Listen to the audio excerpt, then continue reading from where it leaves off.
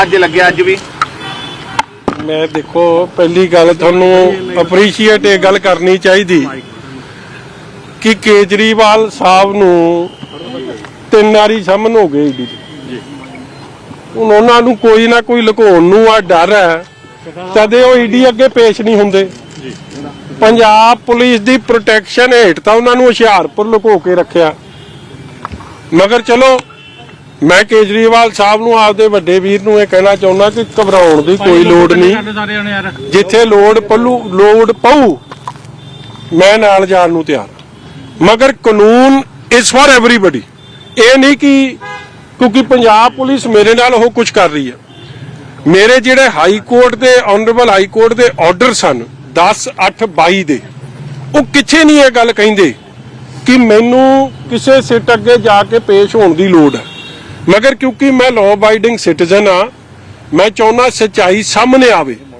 मैं अज 5वीं वारी पेश होया और जबकि ये चर्चावां बड़ियां गर्म सी कि हुण पुराने केस 'च तां कुछ बन नहीं रहा, नवां दे देंगे। मैं तुहानूं पहलां भी कहा सीगा कि केसां कूसां तो मजीठिया नहीं डरन वाला और जे पाउणा ना तो जी सद के पायो। मगर सीएम साहब फिर इस गल नूं ओन करियो कि मेरे आर्डर ते केस पिया ते मैं आप चल के आऊँ सीएम हाउस ते मैनू जिथे भेजना गड्डी 'च बिठा के भेज दे। ना मैं तेरे इन्हां धमकियां तो ना मैं परवाह कीती ना मैं करा।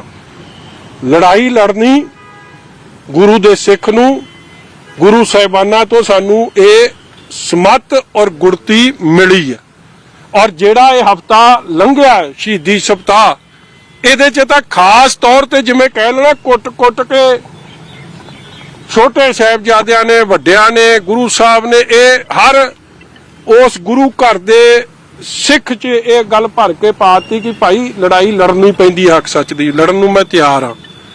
धक्केशाही जालम सरकार जिन्हां नूं ये हो गया कि कोई साडे उल्ट बोले उहदे नाल ही नाल उहदियां इनक्वायरियां खोल दिओ। मगर हुण मैं बेनती करूंगा अज तां मैं तुहानूं सवेरे आर्डर भी विखाया सीगा, चीना साहब तां हो गए रिटायर। हुण अफसर नूं ना वरती भगवंत मान, जे भाई मास्टर महेंद्र दे मुंडे नूं स्पष्ट मेरे वल्लों सुनेहा हुण अफसर ना वरती। हुण आप आई सिट दा चेयरमैन ते जेड़े तू लाउणे उन्हां नूं आप दे नाल नाल ही मैंबर दो हत्थ कर लांगे। आर पार दी लड़ाई आ लड़ांगे। पंजाब दे मुद्दे पहलां जे तुसीं समझो कि पंजाब दे मुद्दे उठाउण तो मैनूं इस तरह रोक लोगे, मैं उस दिन भी कह के गया सी, अज फिर कहना आए 1-2 चैनल नहीं आए वो जेड़े सरकार दी बाहली अजकल गल करदे आ प्रो पंजाब यादविंदर कर्फ्यू वाले कहानियां पाई जाण। मजीठिया आया नहीं, भाई मजीठिया इत्थे आ, तू सीएम साहब दे नाल गल कर लेना। ते मतलब नहीं कि सब नूं एक रंग ना रंग देवें। मैं नाम नहीं लाना सीगा मगर कईयां दी पत्रकारी दा म्यार एडा डिग गया, फैक्ट्स नहीं बदलने। मेरा भी हाई कोर्ट ने ऑनरेबल हाई कोर्ट ने मेरी बेल देने वेले 10/8/22 नूं देखो मैं गल बार बार रेज क्यों कर रहा क्योंकि ये सारी चीज़ां च क्या there is no evidence, he is not guilty, evidence is not credible, evidence is frail. ये सारी गल्लां ऑनरेबल हाई कोर्ट में कही मगर मैं ना मानू। 1.5 साल मैनू सद्या नहीं। मई च चीना साहब SIT दे हैड बनते हैं, मैनू सददे जाके दिसंबर च 8 महीने उन्होंने नहीं सद्या और सद्या उदों जदों 9 नूं मैं बयान देता सीएम के खिलाफ क्योंकि मैं पंजाब की धी नाल खलो गया, ढिड पीड़ हो गई। और 100% तुसीं वेखो 18 नूं मैनू सद्या, 18 च ऑन कैमरा मैं कह के आया कि भाई मैं 27-28 नूं नहीं अवेलेबल होना क्योंकि शहीदी दिहाड़े ने, शहीदी सप्ताह।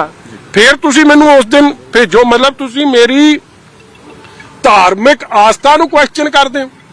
तुसीं ये विखाउणा चाहुंदे हो मैनू ये जी मेरे लिए गुरु घर रब दे चरनां विच ध्यान रखना जरूरी है कि SIT अगे मैं नहीं आ सकिया, एक दिन नहीं आया मैनू फिर सद लिया 30 नूं।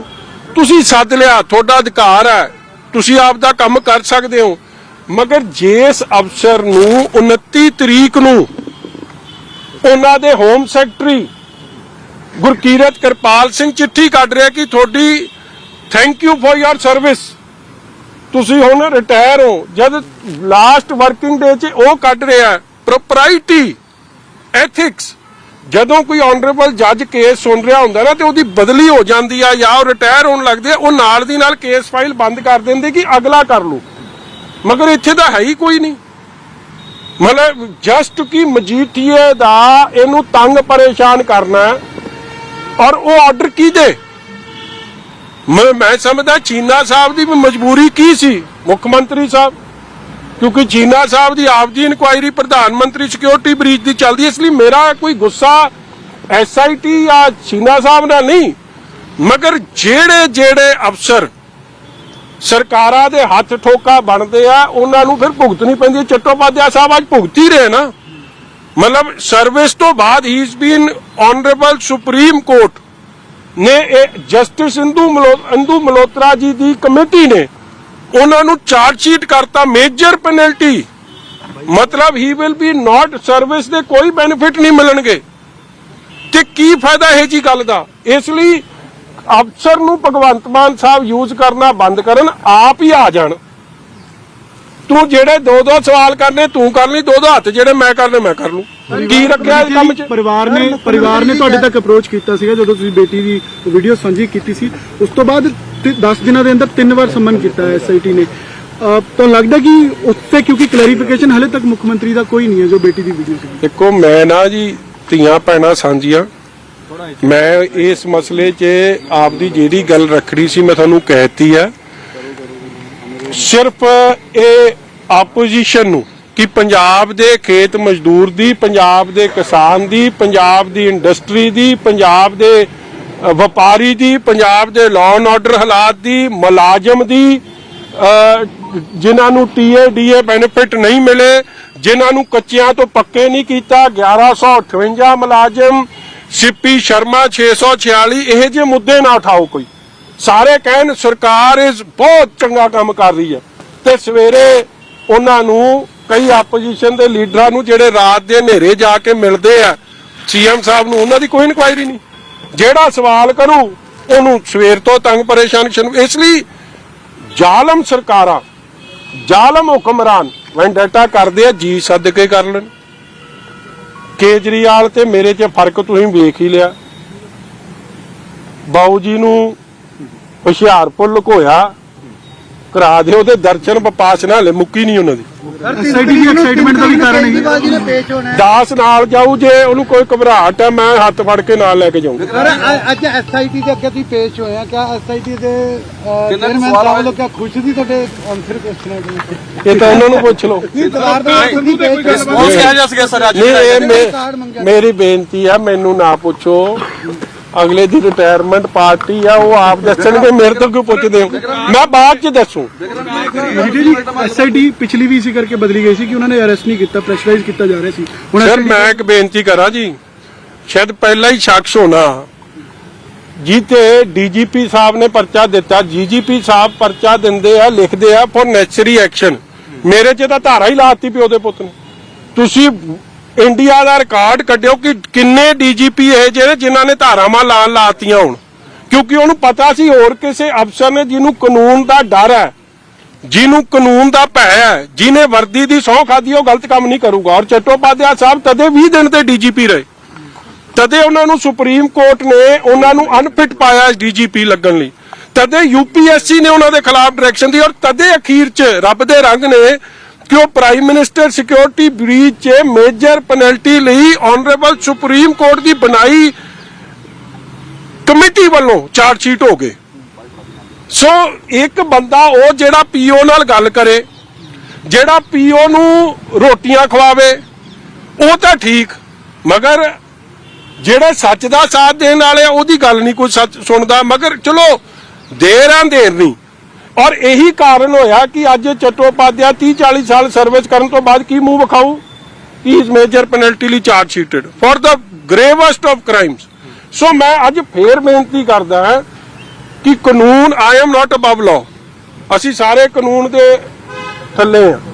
ਮਗਰ ਮੇਰੇ ਵੀਰੋ ਇਹ 7 ਤੋਂ 12 ਦਾ ਕੇਸ, 13 ਦੀ ਗੱਲ, ਮਤਲਬ ਇਹਦਾ ਨਿਚੋੜ 11 ਸਾਲ ਹੋ ਗਏ।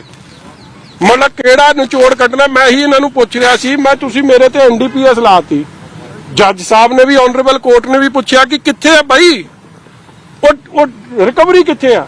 ਮੈਂ ਕਿਹਾ ਹੁਣ 13 ਦੀ ਰਿਕਵਰੀ ਕਿਵੇਂ ਪਾਉਣੀ ਹੈ ਮੇਰੇ ਤੇ, ਮੈਨੂੰ ਵੀ ਸਮਝਾ ਦਿਓ, ਕਿਉਂਕਿ ਕੀ ਪਤਾ ਹੁਣ ਜਿਹੜਾ ਸਰਕਾਰ ਦਾ ਇਹਨਾਂ ਹੱਥ ਠੋਕਾ ਬਣੀ, ਉਹ ਕੋਈ ਨਵਾਂ ਤਰੀਕਾ ਵੀ, ਫਾਰਮੂਲਾ ਵੀ ਲੱਭ ਲੈਣ ਕਿਵੇਂ ਪਾਉਣੀ ਹੈ ਮਗਰ ਜਾ ਕੇ। ਐਕਸਾਈਟਮੈਂਟ ਦਾ ਕੋਈ ਫੈਕਟ ਫਾਈਂਡਿੰਗ ਹੈ? ਬਿਆਨ ਦੇਣ ਦੀ ਕੋਈ ਗੱਲਬਾਤ ਹੋਈ ਜੀ? ਹਾਂਜੀ, ਜਿਹੜਾ ਉਪਕਾਰ ਸੰਧੂ ਨੂੰ ਝੂਠਾ ਬਿਆਨ ਦੇਣ ਲਈ ਕਿਹਾ ਦੇਖੋ ਮੈਂ ਇਹ ਗੱਲ ਕਹੀ, ਮੈਂ ਕਿਹਾ ਇਹ 11 ਸਾਲ, ਮੈਂ ਬਾਰ-ਬਾਰ ਕਹਿਣਾ ਮੈਂ ਉਪਕਾਰ ਸਿੰਘ ਸੰਧੂ ਸਾਹਿਬ ਦਾ ਧੰਨਵਾਦੀ ਆ ਕਿ ਜਿਨ੍ਹਾਂ ਨੇ ਸੱਚਾਈ ਦਾ ਸਾਥ ਦੇਣ ਦਾ ਫੈਸਲਾ ਕੀਤਾ। ਦੇਖੋ ਇਹ ਉਹਨਾਂ ਦੇ ਦਿਲ 'ਚ ਕੋਈ ਰੱਬ ਵੱਲੋਂ ਰਹਿਮ ਪਈ, ਇਨਸਾਨੀਅਤ ਉਹਨਾਂ ਨੇ ਵਿਖਾਈ, ਨਹੀਂ ਤਾਂ ਉਹਨਾਂ ਨੂੰ ਤਾਂ ਸਟੇਟਮੈਂਟ ਬਣਾ ਕੇ ਭੇਜਤੀ ਗਈ ਸੀ ਕਿ ਘੁੱਗੀ ਮਾਰ ਕੇ ਦੇ ਦਿਓ।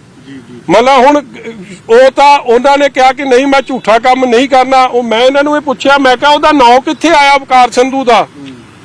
ਕਿਸੇ ਕੋਰਟ ਦੀ ਡਾਇਰੀ 'ਚ, ਕਿਸੇ ਕੇਸ ਦੀ ਡਾਇਰੀ 'ਚ ਜਾਂ ਕਿਸੇ ਕੋਰਟ 'ਚ ਕਦੇ ਉਹਦਾ ਨਾਂ ਆਇਆ ਨਹੀਂ, ਤੁਸੀਂ ਚੱਕ ਕੇ ਬਣਾਤਾ। ਮਤਲਬ ਕਿ ਤੁਸੀਂ ਇੱਕ ਰੋਵਿੰਗ ਇਨਕੁਆਇਰੀ ਕਰਦੇ ਹੋ, ਫਿਸ਼ਿੰਗ, ਕਿ ਕੁਛ ਤਾਂ ਲੱਭਦਾ ਨਹੀਂ ਚੰਗਾ, ਇੱਧਰ ਨੂੰ ਚੁਰ ਪਾ। ਉਹਦਾ ਬਿਆਨ ਲੈ ਕੇ ਮੈਨੂੰ 10 ਦਿਨ ਪੁੱਛੀ ਜਾਣਾ ਸੀ। ਹੁਣ ਮੈਂ ਕੀ ਕਹਿਣਾ ਸੀ, ਜਦ ਬਿਆਨ ਝੂਠੇ ਤਾਂ ਮੈਂ ਝੂਠੀ ਕਹਿਣਾ ਸੀ।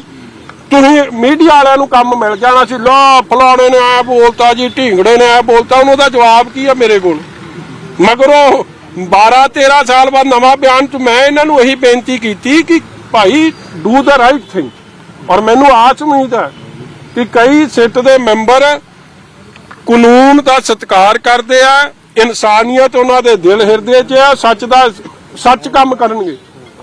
ਮੈਂ ਫੇਰ ਕਹਿ ਦਿਆਂ, ਸੱਚ ਇਹ ਨਹੀਂ ਕਿ ਮੈਂ ਅਬਵ ਲਾਅ ਆ, ਮਗਰ ਜੋ ਕੋਰਟ 'ਚ ਇੰਨਾ 10-11 ਸਾਲ ਬੀਤ ਗਏ, ਇੰਨਾ ਕੁਝ ਕੋਰਟ 'ਚ ਆ ਗਿਆ, ਹੁਣ ਗੱਲ ਤਾਂ ਪੁਰਾਣੀ ਹੋ ਰਹੀ ਹੈ, ਨਵੀਂ ਤਾਂ ਹੋ ਨਹੀਂ ਰਹੀ, ਤੇ ਮੈਨੂਫੈਕਚਰ ਕਿੱਥੋਂ ਹੋ ਜਾਣੀ ਹੈ। ਵਿਕਰਮ ਜੀ, ਇੱਕ ਅਲਟੀਮੇਟਮ ਹੈ 31 ਤਰੀਕ ਦਾ ਸਿੰਘ ਸਾਹਿਬ ਗਿਆਨੀ ਰਘਵੀਰ ਸਿੰਘ ਹੋਰਾਂ ਨੇ ਦਿੱਤਾ ਸੀ ਕੇਂਦਰ ਸਰਕਾਰ ਨੂੰ ਭਾਈ ਰਾਜਵਾਨਾ ਦੇ ਮਸਲੇ ਤੇ। ਉਹ ਅਲਟੀਮੇਟਮ ਖਤਮ ਹੋ ਚੁੱਕਾ ਹੈ। ਅਮਿਤ ਸ਼ਾਹ ਦੀ ਟਿੱਪਣੀ ਸਾਹਮਣੇ ਆ ਚੁੱਕੀ ਹੈ। ਕਿਸ ਤਰ੍ਹਾਂ ਵੇਖਦੇ ਹੋ ਕਿ ਹੁਣ ਕਿਸ ਤਰ੍ਹਾਂ ਇਸ ਨੂੰ ਫੇਸ ਕਰਨਾ ਹੈ? ਅਕਾਲੀ ਦਲ ਕੀ ਫੇਸ ਕਰੇਗਾ? ਦੇਖੋ ਜੀ, ਮੈਂ ਬੜਾ ਕਲੀਅਰ ਹਾਂ ਕਿ ਜੋ ਅਮਿਤ ਸ਼ਾਹ ਜੀ ਨੇ ਐਜ਼ ਹੋਮ ਮਿਨਿਸਟਰ ਜਵਾਬ ਦਿੱਤਾ ਹੈ ਪਾਰਲੀਮੈਂਟ 'ਚ, ਉਹ ਬੜਾ ਹੀ ਅਨਫੋਰਚੂਨੇਟ ਹੈ ਤੇ ਮੈਂ ਉਸ ਨੂੰ ਕੰਡੈਮ ਕਰਦਾ। ਗੁਰੂ ਦਾ ਸਿੱਖ, ਤੁਹਾਨੂੰ ਇਹ ਗੱਲ ਸਮਝਣੀ ਚਾਹੀਦੀ ਕਿ ਰਾਜੋਆਣਾ ਸਾਹਿਬ ਨੇ ਜੋ ਕੀਤਾ ਉਹ ਕੀਤਾ। ਜਿਸ ਤਰੀਕੇ ਦੀ ਨਸਲਕੁਸ਼ੀ ਦਿੱਲੀ 'ਚ ਹੋਈ, ਜਿਸ ਤਰੀਕੇ ਦੀ ਨਸਲਕੁਸ਼ੀ ਬੇਅੰਤ ਸਿੰਘ ਦੇ ਰਾਜ 'ਚ ਹੋਈ, ਔਰ ਜੋ ਸ੍ਰੀ ਅਕਾਲ ਤਖਤ ਸਾਹਿਬ ਤੇ ਅਟੈਕ ਕੀਤਾ, ਜੋ ਹਾਲਾਤ ਪੰਜਾਬ 'ਤੇ ਬਣਾਏ ਗਏ, ਹਜ਼ਾਰਾਂ ਬੇਕਸੂਰਾਂ ਨੂੰ ਮੌਤ ਦੇ ਘਾਟ 'ਚ ਉਤਾਰਤਾ, ਅੱਜ ਤੱਕ ਉਹਦਾ ਇਨਸਾਫ ਕੋਈ ਨਹੀਂ। ਉਹ ਹਾਲਾਤ ਇਹ ਜਿਹੇ ਸਨ ਕਿ ਉਹਨਾਂ ਨੇ ਕੋਈ ਕਦਮ ਚੁੱਕਿਆ, ਮਗਰ ਜੇ ਉਹਨਾਂ ਨੇ ਕਦਮ ਚੁੱਕਿਆ ਕੋਈ, ਉਹਦੇ ਲਈ ਸਜ਼ਾ ਹੁੰਦੀ ਹੈ। ਔਰ ਉਹ 14 ਸਾਲ ਸੀ, 27 ਸਾਲ ਹੋ ਗਏ।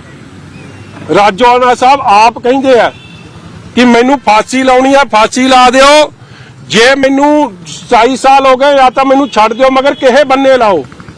ਔਰ ਆਪ ਹੀ ਹੋਮ ਮਿਨਿਸਟਰ ਸਾਹਿਬ ਭੁੱਲ ਗਏ, ਕਿਉਂਕਿ ਮੈਨੂੰ ਲੱਗਦਾ ਜਿੱਥੇ ਗੱਲ ਪੰਜਾਬ ਦੀ ਆਉਂਦੀ ਹੈ ਉਦੋਂ ਕਾਨੂੰਨ ਵੱਖਰੇ ਹੋ ਜਾਂਦੇ। ਭੁੱਲ ਗਏ ਕਿ ਜਦੋਂ 550 ਸਾਲਾ ਗੁਰੂ ਨਾਨਕ ਸਾਹਿਬ ਸੱਚੇ ਪਾਤਸ਼ਾਹ ਦਾ ਮਨਾਇਆ ਸੀ, ਉਸ ਪ੍ਰਧਾਨ ਮੰਤਰੀ ਸਾਹਿਬ ਦੀ 9ਵੇਂ ਨੰਬਰ ਤੇ ਉਹਨਾਂ ਦੀ ਸਜ਼ਾਏ ਮੌਤ ਨੂੰ ਉਮਰ ਕੈਦ 'ਚ ਬਦਲਣ ਦੀ ਸਰਕਾਰ ਦਾ ਫੈਸਲਾ ਸੀ। ਸੋ ਉਹਨਾਂ ਦੇ ਅਫਸਰਾਂ ਨੇ ਉਹਨਾਂ ਨੂੰ, ਮੈਂ ਸਮਝਦਾ, ਮਿਸਗਾਈਡ ਕਰਤਾ। ਐਜ਼ ਪੰਜਾਬੀ, ਜਿਹੜਾ ਸਭ ਤੋਂ ਪੈਟਰੀਆਟਿਕ ਕੌਮ ਹੈ, ਐਜ਼ ਪੰਜਾਬੀ ਅਸੀਂ ਮਾਫੀ ਮੰਗਦੇ ਆ ਉਹਨਾਂ ਦੀ। ਮਾਫੀ ਕਾਹਦੀ ਹੈ ਕਿ ਅਸੀਂ ਨਹੀਂ ਉਹਨਾਂ ਨੂੰ ਫਾਂਸੀ ਲੱਗਣੀ ਚਾਹੀਦੀ। ਔਰ ਇਹ ਮੈਟਰ ਆਫ ਰਿਕਾਰਡ ਹੈ ਜੀ। ਸ਼੍ਰੋਮਣੀ ਗੁਰਦੁਆਰਾ ਪ੍ਰਬੰਧਕ ਕਮੇਟੀ ਚੁਣੀ ਹੋਈ ਸੰਸਥਾ ਹੈ, ਸਿੱਖਾਂ ਦੀ ਨੁਮਾਇੰਦਗੀ ਕਰਦੀ ਹੈ। ਜਦ ਉਹਨਾਂ ਨੇ ਗੱਲ ਰੱਖਤੀ ਤੇ ਇੱਥੋਂ ਉੱਤੇ ਤਾਂ ਕੋਈ ਚੀਜ਼ ਹੀ ਨਹੀਂ ਰਹਿ ਗਈ। ਅਕਾਲੀ ਦਲ ਲੁਧਿਆਣੇ ਤੋਂ ਰਾਜਵਾਨਾ ਜੀ ਨੂੰ ਉਹਨਾਂ ਦੀ ਸਿਸਟਰ ਨੂੰ ਟਿਕਟ ਦੇ ਦੇ, ਲੋਕ ਸਭਾ 'ਚ ਕਿਆ ਪਤਾ ਚੱਲ ਜਾਏਗਾ। ਰਵਨੀਤ ਬਿੱਟੂ ਜੀ ਦਾ ਬਿਆਨ ਆਇਆ ਜੀ ਰਾਜਵਾਨਾ ਦੇ ਪਿੱਛੇ, ਇਹ ਅਕਾਲੀ ਦਲ ਲੁਧਿਆਣਾ ਲੋਕ ਸਭਾ ਦਾ ਟਿਕਟ, ਉਹਦਾ ਨਾ ਇਲਾਜ ਕਰਾ ਦਿਓ ਪਹਿਲਾਂ। ਉਹਦਾ ਬਹੁਤ ਕੁਝ ਬੋਲ ਜਾਂਦਾ, ਆਪਣੀਆਂ ਟਪਲੀਆਂ ਮਾਰੀ ਜਾਂਦਾ, ਉਹਦੇ ਨੇ ਪਰਵਾਹ ਕਰਿਆ ਕਰੋ। ਉਹਨੂੰ ਇਹ ਗੱਲ ਪੁੱਛੀ ਕਿ ਅੱਜ ਤਾਂ ਤੈਨੂੰ ਬਾਦਲ ਸਾਹਿਬ ਤੇ ਇੰਨਾ ਨੁਕਸ ਲੱਭੀ ਜਾਂਦਾ, ਉਹਦਾ ਆ ਕੇ ਚਰਨਾਂ 'ਚ ਬੈਠਿਆ ਰਹਿੰਦਾ ਸੀਗਾ, ਬਾਪੂ ਜੀ ਬਾਪੂ ਜੀ ਬਾਪੂ ਜੀ। ਇਸ ਲਈ ਰਹਿਣ ਦੇ ਭਾਊ ਉਹਦੀਆਂ ਗੱਲਾਂ, ਉਹ ਥੋੜਾ ਉਹਦਾ ਤਾਂ ਸਰਕਾਰੀ ਬੰਦਾ ਹੈ। ਜਿਹਦੀ ਸਰਕਾਰ ਉਹਦਾ ਬਾਪੂ। ਅੱਜ ਕੱਲ ਉਹਨੇ ਭਗਵੰਤ ਮਾਨ ਨੂੰ ਬਾਪੂ ਬਣਾ ਲਿਆ, ਮਜੀਠੀਆ ਜੀ। ਪਹਿਲਾਂ ਕੈਪਟਨ ਸਾਹਿਬ ਨੂੰ ਬਣਾ ਲਿਆ ਸੀ, ਉਹ ਤੋਂ ਪਹਿਲਾਂ ਸਾਡਾ ਬਾਪੂ ਉਹਦਾ ਬਾਪੂ ਬਣ ਗਿਆ। ਇਸ ਲਈ ਉਹਦੀਆਂ ਗੱਲਾਂ ਛੱਡੋ, ਉਹ ਕੋਈ ਕੰਮ ਦੀ ਗੱਲ ਕਰੋ। ਐਸਆਈਟੀ ਤੁਸੀਂ ਕਹਿ ਰਹੇ ਹੋ ਬੇਸਲੈਸ ਕਰ ਰਹੀ ਹੈ, ਤਾਂ ਲੀਗਲੀ ਚੈਲੰਜ ਵੀ ਕਰੋਗੇ ਨਾ? ਉਹ ਸਭ ਕੁਝ ਕਰਾਂਗੇ, ਤੁਹਾਨੂੰ ਸਮੇਂ ਨਾਲ ਦੱਸਾਂਗੇ। ਮਜੀਠੀਆ ਸਾਹਿਬ ਪਹਿਲਾਂ 7 ਘੰਟੇ ਪੁੱਛਗਿੱਛ, ਅੱਜ ਵੀ 4 ਤੋਂ 5 ਘੰਟੇ ਦਾ ਸਮਾਂ ਹੋ ਚਲੋ ਇਸੇ ਬਹਾਨੇ ਮੇਰਾ ਵੀ ਲੱਗਦਾ ਸਰਕਾਰ ਉਹ ਨਹੀਂ ਇਹਨਾਂ ਦੀ ਤਾਂ ਭਾਵੇਂ ਹੋ ਜਾਏ ਐਸਆਈਟੀ ਦੀ ਗੱਲ, ਤਾਂ ਕਿ ਮੁੱਖ ਮੰਤਰੀ ਜਿਹੜਾ ਇਹਨਾਂ ਨੂੰ ਪਿੱਛੋਂ ਚਾਬੀ ਭਰ ਰਿਹਾ ਉਹਦੀ ਹੁੰਦੀ ਕਿ ਨਹੀਂ ਹੁੰਦੀ। ਤੁਸੀਂ ਆਪ ਸਿਆਣੇ ਹੋ, ਜਿਹੜਾ ਅਫਸਰ ਨੂੰ ਚਿੱਠੀ ਕਰਤੀ ਸਰਕਾਰ ਨੇ, ਹੋਮ ਸੈਕਟਰੀ ਤਾਂ ਹੋਮ ਮਿਨਿਸਟਰ ਥੱਲੇ ਹੈ ਨਾ, ਹੋਮ ਮਿਨਿਸਟਰ ਕੌਣ, ਚੀਫ ਮਿਨਿਸਟਰ। 29/12 ਨੂੰ ਉਹਨਾਂ ਨੂੰ ਚਿੱਠੀ ਕਰਤੀ ਕਿ ਥੈਂਕ ਯੂ ਵੈਰੀ ਮੱਚ, ਤੁਹਾਡੀਆਂ ਸੇਵਾਵਾਂ ਦਾ ਧੰਨਵਾਦ ਜੋ ਤੁਸੀਂ ਰੈਂਡਰ ਕੀਤੀਆਂ ਨੇ। ਤੇ ਫਿਰ ਉਹਨਾਂ ਨੂੰ 30 ਤਰੀਕ ਦਾ ਡਿਮਾਂਡ ਹੀ ਨਹੀਂ ਕਰਦੀ ਮੈਨੂੰ ਸੱਦਣ ਲਈ, ਮਗਰ ਕਿਤੇ ਮੁੱਖ ਮੰਤਰੀ ਸਾਹਿਬ ਦੀ ਈਗੋ ਸੈਟੀਸਫਾਈ ਕਰਾਉਣੀ ਸੀ। ਹੋਈ ਕਿ ਨਹੀਂ ਹੋਈ ਇਹ ਉਹ ਦੱਸ ਦੇਵੇ। ਇਸ ਲਈ ਮੈਂ ਕਹਿੰਦਾ ਅਫਸਰਾਂ ਨੂੰ ਵਰਤਣਾ ਛੱਡੋ, ਆਪ ਹੀ ਐਸਆਈਟੀ ਦੇ ਚੇਅਰਮੈਨ ਬਣੋ। ਮਾਸਟਰ ਮਹਿੰਦਰ ਸਿੰਘ ਦੇ ਮੁੰਡੇ ਨੂੰ ਹੁਣ ਜੇ ਲੱਤਾਂ ਦੇ ਜਾਨ ਬਣ ਕੇ ਵਿਖਾਵੇ, ਨਹੀਂ ਤਾਂ ਮੈਂ ਸਮਝੂੰਗਾ ਨਹੀਂ ਜਾਨ, ਹੋਰ ਕੀ ਆ। ਅਗਲੀ ਵਾਰ ਬੁਲਾਇਆ ਆਉਂਗੇ ਜੀ, ਅਗਲੀ ਵਾਰ ਐਸੇ ਕੀ ਅਗਲੀ ਵਾਰੀ ਦੀ ਮੈਂ ਅਗਲੀ ਵਾਰੀ ਦੱਸੂਗਾ, ਅੱਜ ਹੀ ਦੱਸ ਦੂੰਗਾ ਸਾਰੀਆਂ ਗੱਲਾਂ, ਤੁਸੀਂ ਫਿਰ ਚਲਾਈ ਜਾਣੀਆਂ। ਥੈਂਕ ਯੂ ਜੀ। ਤਾਂ ਬਿਕਰਮ ਸਿੰਘ ਮਜੀਠੀਆ ਜਿਹੜੇ ਨੇ ਉਹ ਐਸਆਈਟੀ ਦੇ ਅੱਗੇ ਪੇਸ਼ ਹੋਏ ਸੀ। ਪੇਸ਼ ਹੋਣ ਤੋਂ ਬਾਅਦ ਬਿਕਰਮ